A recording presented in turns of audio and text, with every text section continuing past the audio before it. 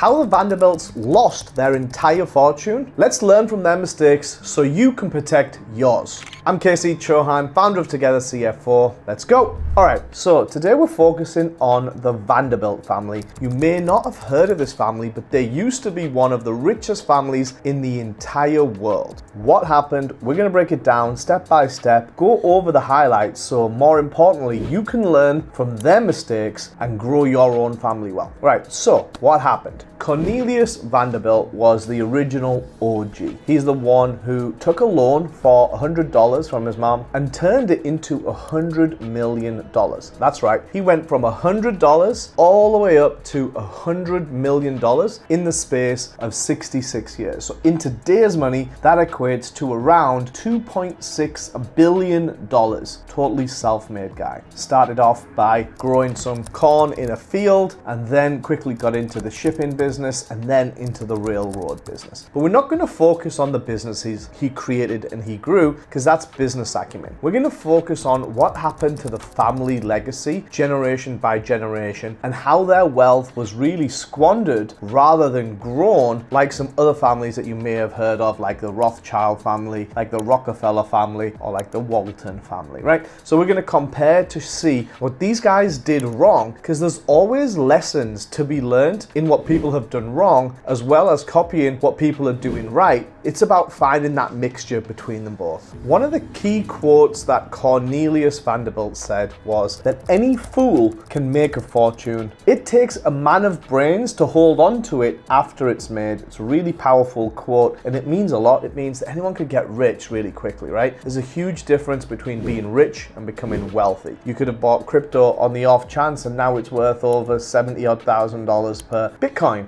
Right? Doesn't mean you're a really good strategist. It just means you got rich. How do you turn that into wealth? How do you keep it? How do you make it grow? That's really when wealth kicks in, is when your money is making money while you sleep. So I really like that quote. It's aged very well.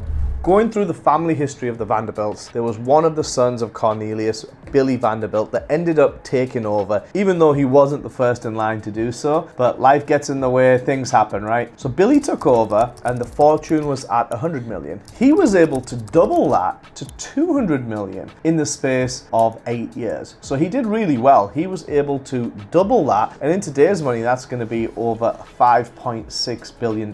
So at this point, at the next generation after Cornelius, they were still in good hands. Even though they had completely different strategies, Cornelius is the one that built it from the ground up. Billy came in and with his acumen was able to double it relatively quickly, even though the strategies Billy used, his dad would never agree to. It still worked, right? He didn't live long, and then he split the fortune between his two sons, and this is where it started going downhill. So this is the second generation after Cornelius, right? So this would be, if Cornelius is the grandpa, Billy is the son, we're now talking about the grandson level. So one of the grandsons ended up marrying someone, Alva Vanderbilt. This is really the start of the end for the Vanderbilt family, because up until this point, none of the Vanderbilt family were really bothered about, as we say in today's modern age, keeping up with the Joneses. They were not on the elites list of New York, and this really bothered Alva. But it didn't bother the rest of them. It didn't bother the dad or the granddad, but it bothered her. So she took it upon herself to get onto the list. How did she do that? She threw extravagant parties that cost millions of dollars to host thousands of people. She built mansions and multiple houses, multiple yachts and boats, and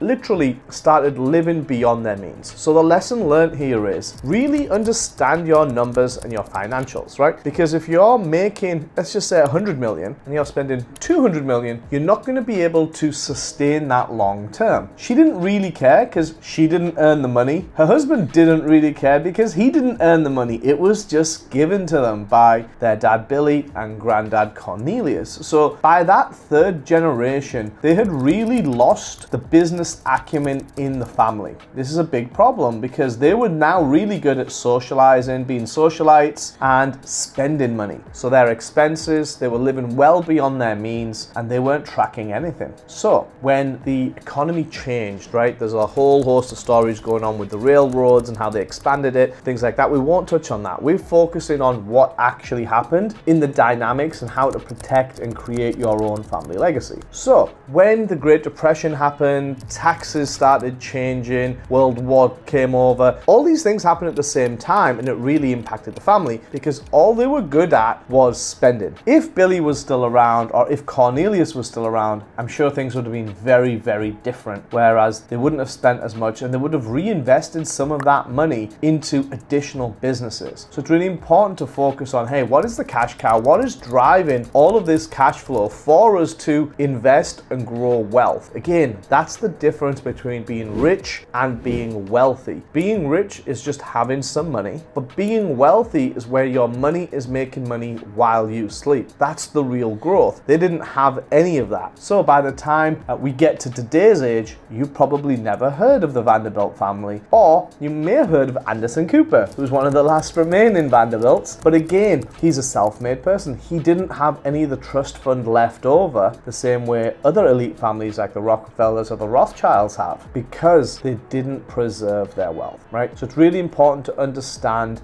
why you're spending and how much you're making. But the key thing here also that gets lost in the mix is to transfer that generational wisdom, right? So if Cornelius had better groomed Billy, even though Billy did well and doubled the business in 8 years, if he was closer to his dad, he would have learned things differently. They were very, very different in their personality types. Cornelius was hungry for more power and control of everything. Billy was quite the polar opposite. He was happy and content living a simple life, but that worked at that time because he was still able to double the business in such a short period of time. His sons then take over and have no idea of the struggle that their dad and their granddad have went through and totally squander everything. If the sons of Billy were closer to him and he transferred that knowledge down to them, or Cornelius had, there would have been a very different outcome here. And I would definitely bet that if Billy and Cornelius were around long term, that the family would have spent wiser. They wouldn't have wasted as much money, and to this day they would have grown a legacy and an empire that they would be fully proud of. Whereas now they have not produced their own millionaires from the family. It's all been independent people. So effectively by the third generation, they've hit the reset button and they've had to start from scratch, which is crazy considering this is one of the richest families in the world. So with that being said, I hope you learned a little bit more about the Vanderbilt family and how they went off track. Now, what we want you to take away from this video is to make sure that you have your numbers in order, you know how much you're making and you know how much you're spending, and that you get that legacy knowledge transfer to the future generations. Because if they start living extravagant lives way beyond their means, by the third generation, studies have showed this, UBS did a great study on this, and they showed that 88% of wealth is totally dissipated by that third generation. So this, although it happened years ago with the Vanderbilt family in their generations, this still happens right now. And I firmly believe it's due to that lack of legacy planning and knowledge transfer. So if there's one key takeaway that you take from this video, is to make sure that you're passing on the knowledge that you've learned over your years of experience onto those future generations so they can make more informed, wiser decisions. I'm Casey Chauhan, founder of togethercfo. If you found any value in the video, please remember to like, comment, and subscribe. Catch you on the next one.